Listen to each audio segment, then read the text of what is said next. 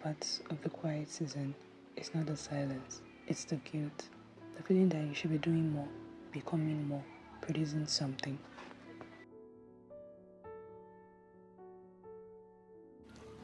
Let's talk about productivity, not as a tool, but as an identity. Because for many of us, productivity stopped being something we do and became something we are.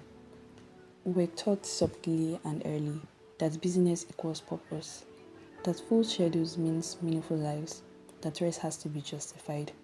So when someone asks, "How are you?" what we really answer is how much we have been doing. And when the doing slows down, we don't just feel unproductive, we feel unsure of ourselves. But business can't look like purpose without actually being rooted in it. Think about a garden, for example. A healthy garden isn't one where the soil is constantly disturbed. In fact, too much digging damages the roots.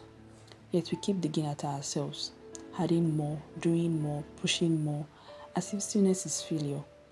In nature, growth happens in cycles: planting, growing, pruning, rest.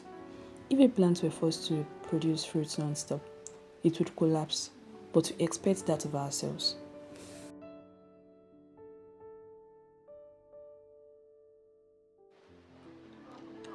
This is why quiet seasons are so unsettling, because when there is less output, we start questioning our value. If I'm not producing, do I still matter? If nothing is visible, am I falling behind? Social media makes this louder. Everyone is posting progress, milestones, answered prayers. Very few people are posting waiting, dormancy, the unseen work. So when your life goes quiet, it feels like something is wrong. But the quiet garden isn't dead. In winter, nothing looks productive. Yet everything necessary for spring is happening underground. Roots are deepening, strength is forming, stability is being built. I said it's not less valuable before it blooms. Its words didn't change, only its visibility did.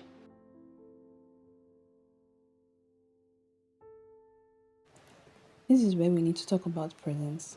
Because at some point, we have to unlearn the idea that obedience always looks like activity. Sometimes the most obedient thing you can do is sit with God without an agenda, no list, no pressure to perform, no need to make the moment productive, just present. That kind of silence feels uncomfortable because we confuse rest with disobedience, even spirituality. There's a quiet guilt many of us carry. I should be praying more. I should be doing more for God. I should be more disciplined. So rest starts to feel like failure. But Jesus didn't live that way. Scripture tells us that he opened with you before he acted, before miracles, before decisions, before movement. He chose stillness, not as avoidance, but as alignment. Presence wasn't passive, it was intentional trust. And rest was never framed as rebellion. God built rest into creation itself, not as a reward, but as a rhythm. So when you choose presence, you are not being lazy, you are not falling behind. You're trusting that God can work without your constant effort. Presence is not inactivity, it is surrender, and sometimes is the deepest form of obedience.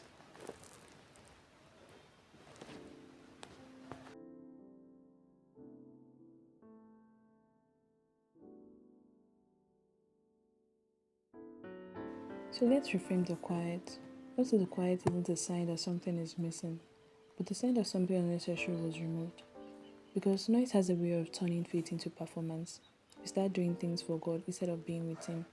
So sometimes God lowered the volume, not to punish, not to delay, but to recalibrate. When the noise fades, we stop reacting and start listening.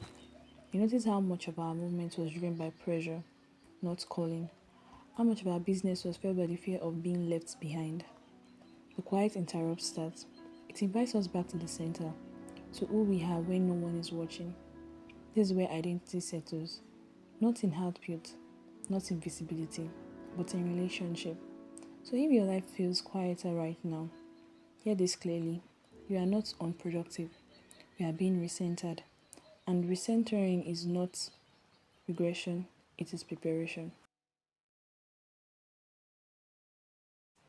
If all you can offer God right now is your presence, that is not small, that is enough. Grace meets us even when we are not producing.